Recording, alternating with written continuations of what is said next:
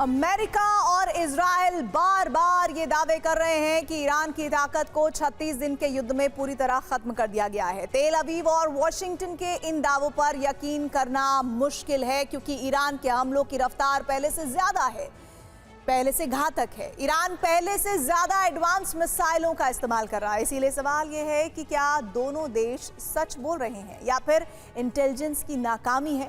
Report यह भी है कि ईरान ने अमेरिकी और इजरायली हमलों की काट ढूंढ ली है। ईरान की इंजीनियरिंग कोर इस युद्ध में कमाल का काम कर रही है और इसी वजह से इजराइल के शहरों में सायरनों की गूंज रुक नहीं रही और धमाकों का सिलसिला लगातार जारी है।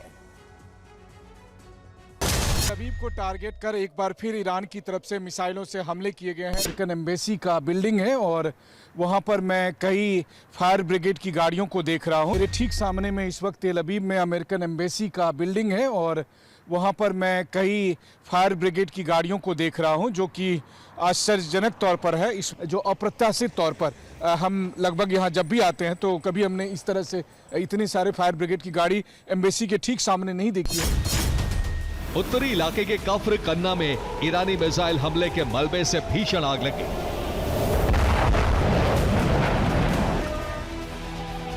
तेल अवीव में इजरायली रक्षा मंत्रालय और इंटेलिजेंस यूनिट के डॉल्फिन बैरक को निशाना बनाकर ईरान ने मिसाइल हमले किए। पेटाह तिकवा की एक फैक्ट्री में भारी नुकसान हुआ है। इसके अलावा हाइफा पर भी भीषण हमले किए गए। हिजबुल्लाह के रॉकेट हमलों के बाद उत्तरी इजरायल में सायरन गूंज उठे। सीमा से 60 किलोमीटर दूर अल फहम जैसे शहरों में भी अलर्ट जारी किया गया।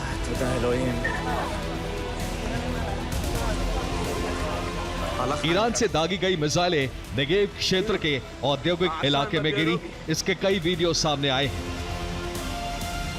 ईरानी गोलाबारी की वजह से इजरायली बस्तियों में भारी दहशत और डर का माहौल है।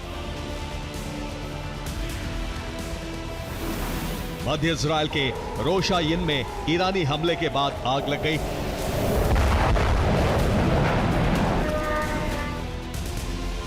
ईरान की एक क्लस्टर वॉरहेड वाली बैलिस्टिक मिसाइल हवा में फटी और उसके छोटे बम तेल अवीव के अलग अलग इलाकों में गिरे।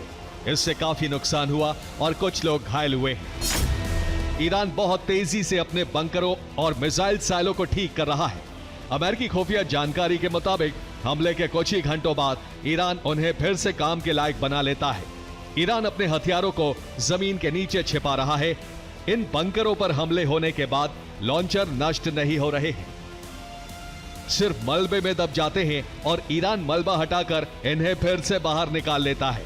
जमीन पर डिकॉय यानी नकली लॉन्चर का इस्तेमाल कर रहा है ताकि दुश्मन को भ्रमित किया जा सके। इस वजह से अमेरिका के लिए यह अंदाजा लगाना मुश्किल हो गया है कि ईरान की असली ताकत कितनी बची।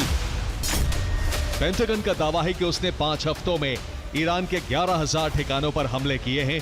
व्हाइट हाउस का कहना है कि ईरान के हमले 90% कम हो गए हैं और उसकी नेवी खत्म हो चुकी है। इसके बावजूद ईरान अभी भी हर रोज इजराइल पर 15 से 30 बैलिस्टिक मिसाइलें और 50 से 100 ड्रोन दाग रहा है।